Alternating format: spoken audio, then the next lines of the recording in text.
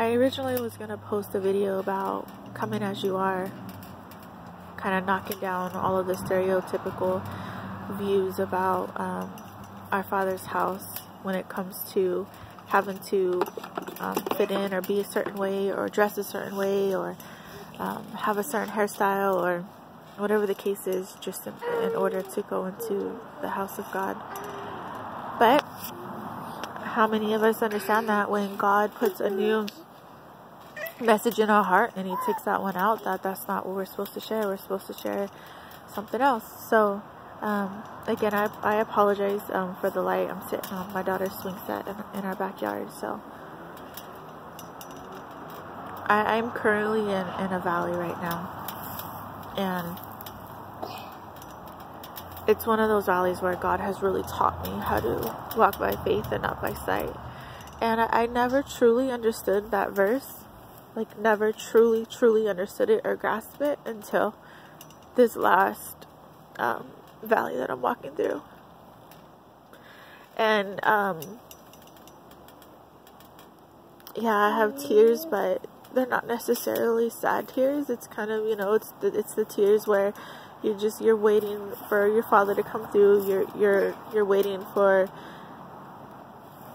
this valley to be done, and you're enduring the change that God's doing in you, and it's embracing. And sometimes when we go through valleys, it hurts, it's hard, but the growth is definitely in the stretch, and it's not in the easy parts of life when life is just everything's coming out, you know, freely and easy, and our marriage is doing great, and our family and our kids are doing well, and, you know, finances are great, and that's not when the growing comes. Growing is when it gets really hard, and that's when God uses that time to chisel you and to take out what he doesn't want inside of you anymore, and to add more of what he needs inside of you. And I just want to encourage somebody that one day I will be able to share this valley. It will be a testimony. And I just want someone to know, don't give up. Don't stop. Even if you have to walk, our Father says that he will give us strength and endurance to finish. And our Father, he gives us that hope and that joy. So we can go through these valleys with a smile, and we can go through these valleys knowing that our Father's going to come through and on top of it, because he's good and his word never turns void. So if you're going through a trial right now and you don't understand how the outcome is, stop trying to understand it. It's not our job to figure out tomorrow, the next day, or even the next hour. Our job is to believe what our Father says and to stand on God's word, because it is true. It's still true today, as true as it was when God created the heavens and the earth. And even in the natural, if it doesn't look like it's okay, like it's gonna be okay, even if, you know, papers or phone records or bills or finances or bank account or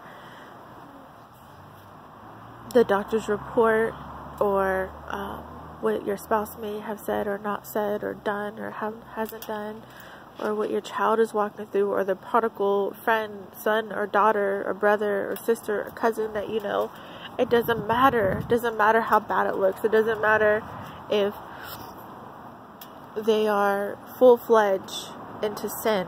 That doesn't matter. We can't focus on the problem. We have to focus on the cross. And we have to just hold on to those promises that God has given us during those moments when life was okay, and when we seemed like, you know, we were on top of the mountain after we came through a valley. God gives us promises even when times are good and when times are bad. He will give us some hope to anchor onto, and that's what anchors our soul, right? Is hope. So don't ever stop. And like I said, one day I will be able to share this valley as a testimony. But just be encouraged and keep in the race. Don't give up. If you fall down, get back up. If you fall again, get back up. If you trip and you fall and you break a bone, or you lose something, or you can't pay a bill, or something gets shut off, or your marriage is temporarily separated, or you get that report from the doctor, don't stop. Don't give up. You keep going. You get back up and you grab Jesus' hand and you keep walking. And if you can't walk, you crawl with him until you're able to get up and walk. And I promise you, God's promises, his words, when you declare them and you stand on them and you walk by faith and not by sight, I promise that you will get through this, and there is light at the end of the tunnel. So I encourage you all to be blessed. And if you need prayer, just let me know. God bless you.